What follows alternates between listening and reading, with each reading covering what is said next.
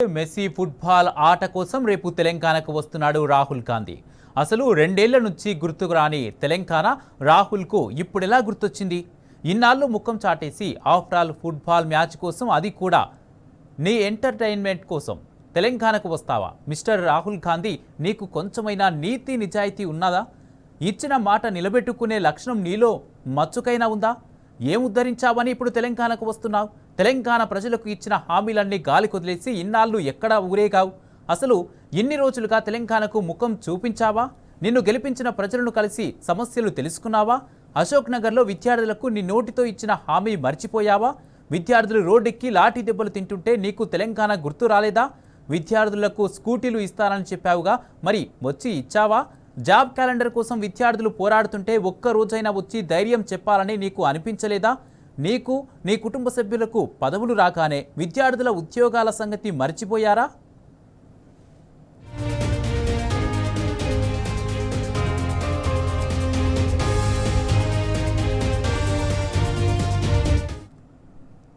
గురుకులాల్లో విష ఆహారం తిని పిల్లలు ప్రాణాలు విడుస్తుంటే నీ గుండెకు కనీసం పాపం అనిపించలేదా? నువ్వు కుర్చీ ఎక్కించిన పాలకుడు భూములన్నీ బుక్క పెడుతుంటే తెలంగాణకు వచ్చి అడ్డుకోవాలని ఎందుకు అనుకోలేదు? తెలంగాణ రైతుల వీపుల మీద లాఠీలు విజృంభిస్తుంటే నీ మనసుకు అయ్యో పాపం అనిపించలేదా? గత 10 ఏళ్లుగా ఆగిపోయిన రైతు ఆత్మహత్య మొదలైతే నీకు పాపం అనిపించలేదా? ఆత్మహత్య చేసుకున్న రైతు కుటుంబాలను కలవాలని నీ మనసుకు తట్టలేదా? సిగాచి పరిశ్రమ ప్రమాదంలో 46 మంది చనిపోతే తెలంగాణకు వచ్చి ఎందుకు ఓదార్చలేదు? ఆ కుటుంబాల ఆర్తనాదాలు నీ చెవికి వినిపించలేదా?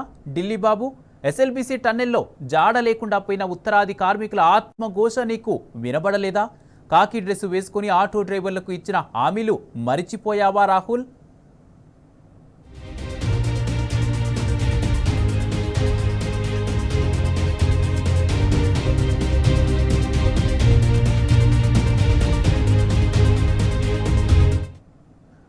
నూట 62 మంది ఆటో డ్రైవర్లు ఆత్మహత్యలు చేసుకుంటే నీకు తెలంగాణకు ఎందుకు గుర్తుకు రాలేదు?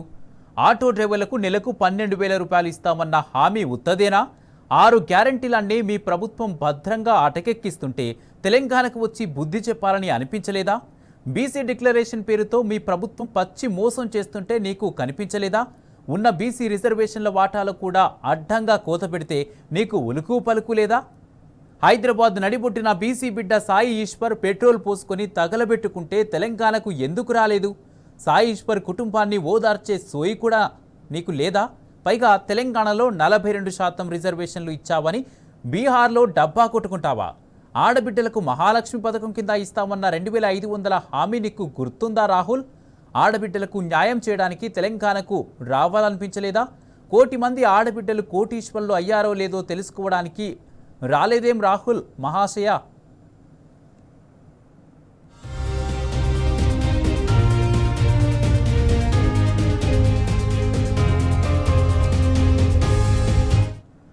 తెలంగాణలో సకల వర్గాలు రోడ్డెక్కి ఉద్యమిస్తుంటే వచ్చి వారికి న్యాయం చేయాలని నీ బుర్రకు తట్టలేదా రాహుల్?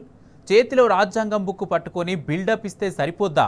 తెలంగాణలో ప్రజాస్వామ్యం తెలుసుకోవా?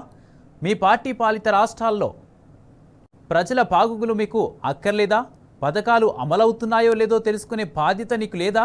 కేవలం మీ గల్లాపెట్టెలు నమ్మి ఓటేసిన ప్రజలను పలకరించడానికి నీకు ఒక్కరోజు కూడా టైం దొరకలేదా? ఇవన్నీ మానేసి ఇప్పుడు ఒక ఫుట్బాల్ ఆట కోసం తెలంగాణకు షోపు టాపు చేసుకుంటూ వస్తావా? ముందు తెలంగాణ ప్రజలు అడిగే ఈ ప్రశ్నలన్నిటికీ సమాధానం చెప్పు. జవాబు చెప్పిన తర్వాతే తెలంగాణ గడ్డ మీద అడుగు పెట్టు మిస్టర్ రాహుల్ గాంధీ.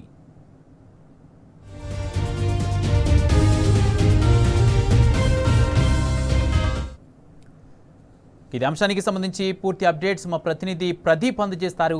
ప్రదీప్, రేపు కాంగ్రెస్ అగ్రనేత రాహుల్ గాంధీ తెలంగాణకు రానున్నారు. మెస్సీ ఫుట్బాల్ ఆట కోసం సంబంధించి ఆయన తెలంగాణలో అడుగు పెడుతున్నారు. రాహుల్ గాంధీని ముఖ్యమంత్రి రేవంత్ రెడ్డి ఫుట్బాల్ ఆట కోసం వీక్షించేందుకు ఆయన అయితే ఆహ్వానించారు. అయితే 2 ఏళ్ల ప్రభుత్వం ఏర్పడిన సందర్భంగా ప్రభుత్వం ఉత్సవాలు చేస్తా ఉంది.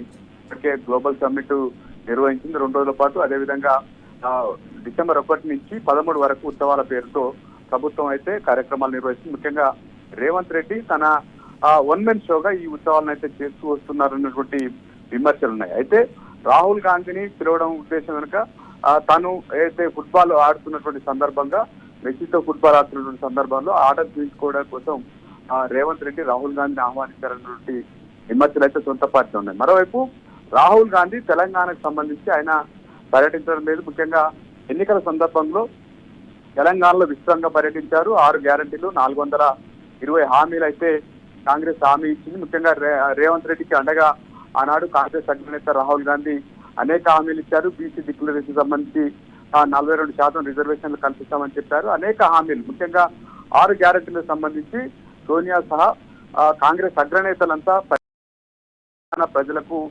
మాయమాటలు చెప్పి అధికారంలోకి వచ్చిన తర్వాత తెలంగాణను పూర్తిగా కాంగ్రెస్ అధిష్టానం విస్మరిస్తుంది. కాంగ్రెస్ అగ్రనేతలు ముఖ్యంగా రాహుల్ గాంధీ, ప్రియాంక, అదేవిధంగా సోనియా గాంధీ కావచ్చు, ఏఐసిసి అధ్యక్షుడు మల్లికార్జున ఖర్గే తెలంగాణలో కాంగ్రెస్ పార్టీ ఎన్నికల ముందు ఇచ్చినటువంటి హామీల అమలుకు సంబంధించి వారేవి దృష్టి సారించలేనటువంటి విమర్శలు. ముఖ్యంగా రాహుల్ గాంధీ నిరుద్యోగుల విషయంలో నేరుగా అశోక్ నగర్ చౌరస్తాకు వచ్చి వారితో పోరాటం చేసినటువంటి రాహుల్ గాంధీ ఇప్పుడు అశోక్ నగర్ లో జరుగుతున్నటువంటి ఆందోళన కావచ్చు, లేదా నిరుద్యోగులు ఏదైతే ఆత్మహత్యలు కావచ్చు, లేదా నిరుద్యోగులు పోరాడుతున్నా పోలీసులు వారిపై లాఠీచార్జ్ చేస్తున్నా ఏనాడు రాహుల్ గాంధీ స్పందించలేనటువంటి విమర్శలు కూడా ఉన్నాయి. మరోవైపు మహిళలకు 2500 రూపాయలు ఇస్తామని చెప్పారు. అదేవిధంగా మహాలక్ష్మి పేరుతో అదేవిధంగా అయితే విద్యార్థులకు స్కూటీలు ఇస్తామని చెప్పారు. ఇవేవి అమలు చేయడం లేదు.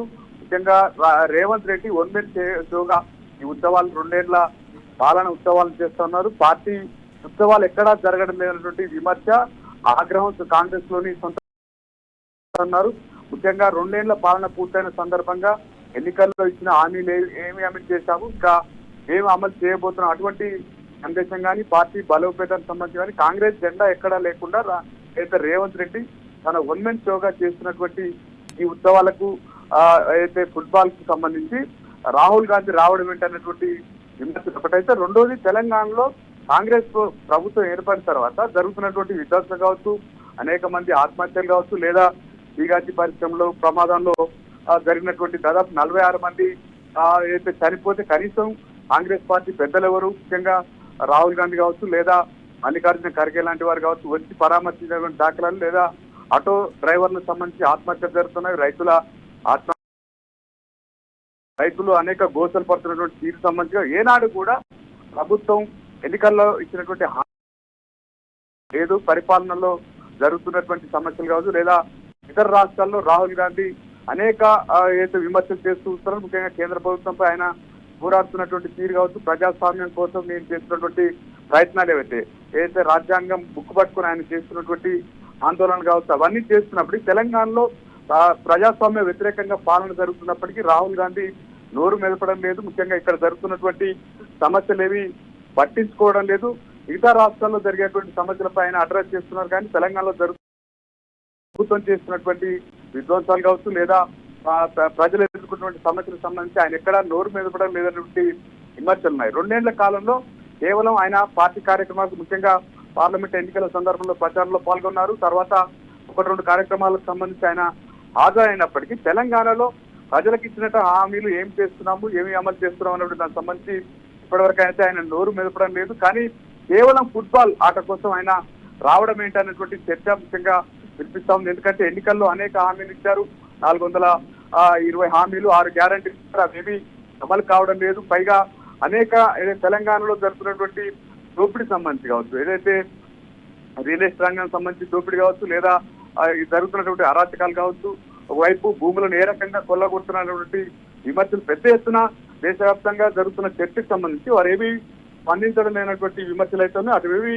పట్టించుకోకుండా రాహుల్ గాంధీ కేవలం ఒక ఆట కోసం రావడం ఏంటన్నటువంటి చర్చ ఉంది. ఎందుకంటే ఎన్నికల్లో ఇచ్చినటువంటి హామీలు ఏవి అమలు చేయడం లేదు కాబట్టి ఇటువంటి దానిపైన ముందుగా స్పందించాలి. ముఖ్యంగా రాహుల్ గాంధీ నిరుద్యోగులకైతే ఆయన అడ్రస్ చేసి నిరుద్యోగుల సమస్య మీద ఆయన మాట్లాడి తెలంగాణకు వస్తే బాగుంటుందన్నటువంటి చర్చ అయితే పెద్ద ఎత్తున జరుగుతున్నటువంటి పరిస్థితి. అనేక ముఖ్యంగా ఎస్ఎల్బిసి టన్నల్లో దాదాపు 8 మంది చనిపోయారు. ఆ తర్వాత వారి శవాలు అడ్రస్ లేనటువంటి పరిస్థితి, కొద్దిమంది వెలికి తీశారు, కొంతమంది శవాలు లోపలే ఉన్నటువంటి పరిస్థితి. అటువంటి సమస్య పైన ఎప్పుడూ స్పందించినటువంటి రాహుల్ ఈ రకంగా ఒక ఆట కోసం ముఖ్యమంత్రి రేవంత్ రెడ్డి కోసం ఆయన రావడం ఏంటన్నటువంటి చర్చ ఉంది. మరోవైపు ఆ 2 సంవత్సరాల పాలన పూర్తయిన సందర్భంగా కాంగ్రెస్ పార్టీ యాక్టివిటీ ఏదీ జరగలేదు. కాంగ్రెస్ జెండా ఎక్కడ లేకుండా తెలంగాణ రైజింగ్ జెండా పేరుతో జరుగుతున్నటువంటి చర్చ కూడా జరుగుతుంది.